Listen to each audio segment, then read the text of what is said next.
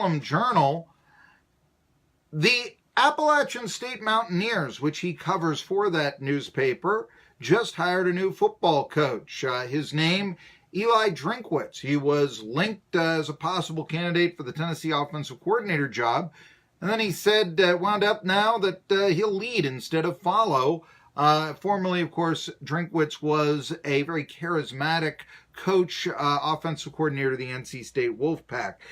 Ethan, you, I believe, went to the press conference. I know you're in New Orleans, but where Appalachian State is playing a bowl game against MTSU. Eli Drinkwitz when you heard him speak. So we are actually going to get to talk with him, more in a press conference setting on Monday. Oh, okay. When bowl weekend is over. I got to meet him just generally in passing. Got to introduce myself to him and shake his hand and just kind of chit-chat a little bit. He seems like a very nice guy. That's one of the things that I've really noticed so far, and just the general reaction to him being hired at App State is a lot of people in media, and it was the athletic department keeping such a tight lid on it. Mm-hmm. And I think they executed the search about as well as they could have in regard to keeping the chatter low. And I say that as a guy that got very frustrated from time to time about what little I could find out.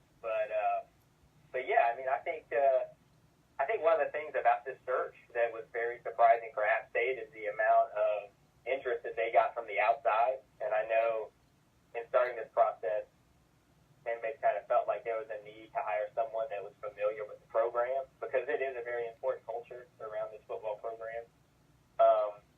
But there were so many good candidates that reached out to athletics director Doug Gillen about this opening that I think it just opened a lot of avenues, and that's only going to lose a few starters next year, and it's just absolutely loaded with the youthful talent that it has.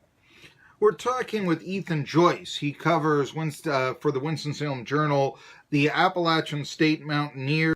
They hired Eli Drinkwitz, a good coach, but a surprise hire, but one when you look back at, you're not maybe so surprised at. You mentioned how important the football program is there at Appalachian State. Look, I remember, Ethan, games back in a Southern Conference against Marshall and Boone that looked like, hey, the winner of this game is probably going to win the then Division I AA, now FCS National Championship. So I know a little bit about, just what Appalachian State football we do in the Tri-Cities know this. They even like to think that, let's say, Elizabethton, Tennessee, I'm not sure if you know where it's at, but it's 7 miles from Johnson City, is in their fan base, that sort of thing. Okay. But and they've got a radio affiliate, I believe, in the Tri-Cities, really making a statement against ETSU there. So let me just ask you that. Does Appalachian State still consider ETSU to be a rival? I mean, they play in every sport next year except basketball. That's a good question. With football and the way the scheduling is now, that you have to be so far ahead in the schedule to have things lined up, because I'm sure that a program as close to App State as ETSU is, that'd be a very advantageous yearly matchup if it could happen. But unfortunately, scheduling doesn't really happen that way anymore. But that said, yeah, I definitely think it is a comparable program in the sense that it's that culture thing. It's like it's a city that's kind of off to its own, but the people.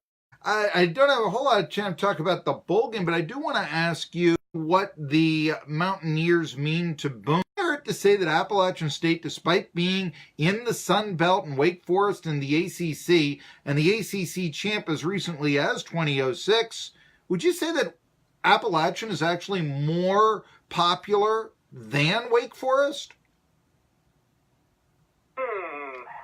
That's an interesting question. I think that in regard to the fan bases, you have a very centralized fan base in App State.